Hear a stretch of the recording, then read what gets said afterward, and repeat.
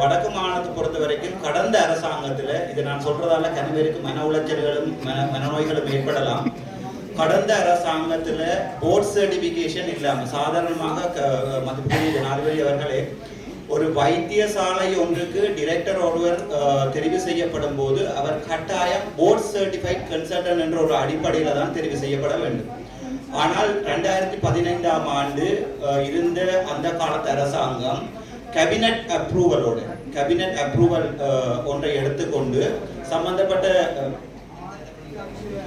சம்பந்தப்பட்ட வைத்தியர் ஒருவருக்கு யாழ்ப்பாணம் போதனா வைத்தியசாலை ஒருவருக்கு போர்ட் சர்டிபிகேஷன் இல்லாமல் இன்போஸ்ட் ஒன்றை கொடுத்திருக்கார்கள். நான் ஒரு வைத்தியசாலையின் அட்மினிஸ்ட்ரேட்டர் அடிப்படையில் எனக்கு இது சம்பந்தமாக சுகாதார அமைச்சுக்கு எழுத்து மூலம் தெரிவிச்சிருக்கிறேன். அப்போது அவர்கள் எனக்கு சொல்லியிருக்கிறார் அவருடைய போர்ட் சர்டிபிகேஷன் சம்பந்தமான தரவுகளை எடுத்து தருவதாக.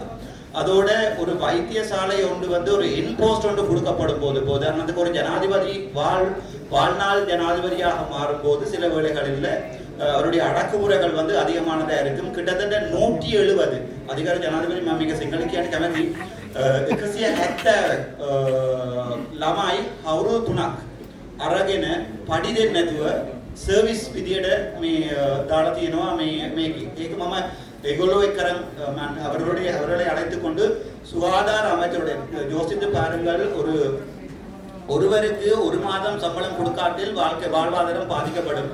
170 பணியாளர்களை 3 வருடங்களுக்கு சம்பளம் கொடுக்காமல் இந்த அடிப்படையில் அரசாங்க நிறுவனம் ஒன்றில் சம்பந்தப்பட்ட வைத்திய அதிகாரி அவரை இன்போஸ்ட் என்பதால் யாரும் அவரை எதுவுமே செய்ய முடியாது பணியமர்த்தி இருக்கிறார். அதை கதைக்க போன போது சம்பந்தப்பட்ட அவ்வளவு 170 பணியாளர்களையும் வற்புறுத்தி கடிதம் வாங்கி இருக்கிறார். நான் தொடர்ந்து வேலை செய்வேன் இலவசமாக என்ற அடிப்படையில் வற்புறுத்தி கடிதம் வாங்கி இருக்கிறார். அது தவிர அதை கதைக்க போன பல அந்த தொழிலாளிகளை வைத்தியசாலையை விட்டு வெளியேறி இருக்கிறார்.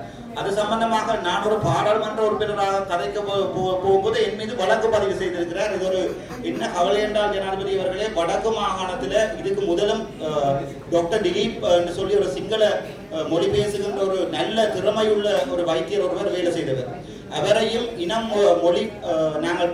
இனம் மொழி பாதுகாப்பு வேறுபாடு காட்டி யாழ்ப்பாணத்திலிருந்து திட்டமிட்ட ரீதியில சம்பந்தப்பட்ட வைத்திய அதிகாரிகள் வெளியேற்றி இருந்தவர்கள் அவர் சிங்களவர் என்றதால நான் கூட பேராதனை வைத்தியசாலையிலே இமோ பிளானிங்காக வேலை செய்திருக்கிறேன். கிட்டத்தட்ட 3 வருடங்கள் என்ன இந்த அட்மினிஸ்ட்ரேஷனை கொண்டு வந்தது கூட ஒரு சிங்கள வைத்தியர் டாக்டர் அர்ஜுன திலகரன்.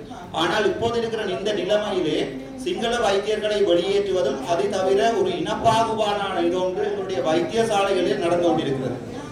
சாதாரணமாக வடக்கு கிழக்கிலே வைத்தியர்கள் இதுல இன்னொரு வைத்தியர்கள் இருக்கிறார், அவருக்கும் தெரியும். வடக்கு கிழக்கிலே வைத்தியர்கள் நியமிக்கப்படும் போது அவர்களுடைய ரேங்க் அடிப்படையில் நியமிக்கப்படும் சிங்கள மொழி பேசும் வைத்தியர்கள் தான் வருவார்கள். சாவச்சேரி ஆதார வைத்தியசாலை பேசுமொழியாக இருக்கிறன்னு சொல்லி எங்களுடைய மதிப்புக்குரிய பாராளுமன்ற உறுப்பினர் ஸ்ரீதரன் அவர்கள் ஐயா சொல்லியிருக்கிறார். என்னென்றால் அந்த வைத்தியசாலையினுடைய டிரெக்டராக இருந்துதான் நான் இப்போது பாராளுமன்ற உறுப்பினர் பதவிக்கு வந்திருக்கிறேன்.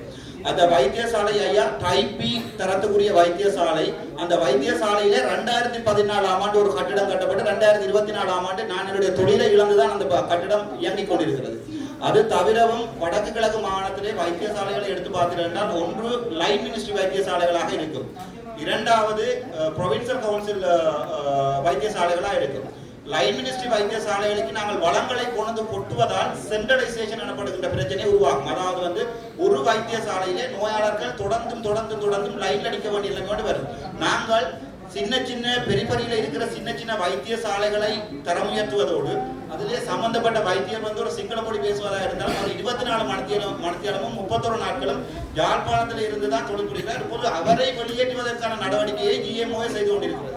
நான் இப்போது பார்த்திருக்கிறேன், எங்களுடைய சமன்பத்திரன் அவர்களுக்கு எதிராக ஆதார வைத்தியசாலை சாவச்சேரி மட்டுமல்ல வேலணை வைத்தியசாலைக்குமே அவருக்கு எதிராக நடவடிக்கை எடுத்து கொண்டிருக்கிறது.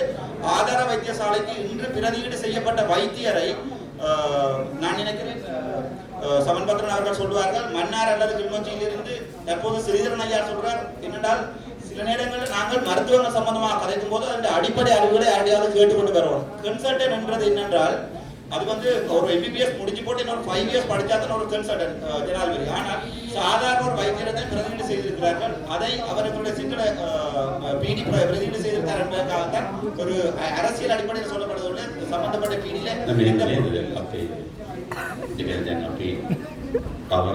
කවර රෝගවලට හරි යම් කාර්යයක් කරමින් හිටපු වගකීමක් තිබුණු වෛද්‍යවරයෙක් මාරු කරනවා නම් අපි ඒකට විකල්ප වෛද්‍යවරයෙක් ලබා දෙන්න ඕනේ. ඒකනේ. අපි ඒ ප්‍රතිපත්තියට එතුමා යම් ඔපරේෂන් කරමින් හිටිය නම් මැදිහත් වෙමින් තිබුණා නම් එතුමා ඉවත් කරනවා නම් ඊට විකල්ප වෛද්‍යවරයෙක් ලබා දෙන්න ඕනේ. දැන් මෙතන වෙලා තියෙන්නේ වෛද්‍යවරු දෙන්නෙක් ඉවත් කරලා තියෙනවා. නමුත් ඒකට අවශ්‍ය වෙන වෛද්‍යවරු ලබා දීලා නැහැ. අපි බලනවා ඒක ට්‍රාන්ස්ෆර් කරලා තියෙනවා. ඒ ට්‍රාන්ස්ෆර් එක තාම ක්‍රියාත්මක කරලා නැහැ. හරි ඒකනේ අපි ඒක කරමු. ඒතකොට තියෙන්නේ මේ දෙන්න අපි ඉවත් කර ඒ දෙන්න ට්‍රාන්ස්ෆර් කරනවා නම් ඊට දෙන්නෙත් දෙන්න ඕන. දෙන්නෙත් දෙන්න තාම අපහසු නම් අර දෙන්නම කෙටි කාලයකට තියන්න කියලා නිල්ලීම තියෙන්නේ. අපි ඒක බලමු.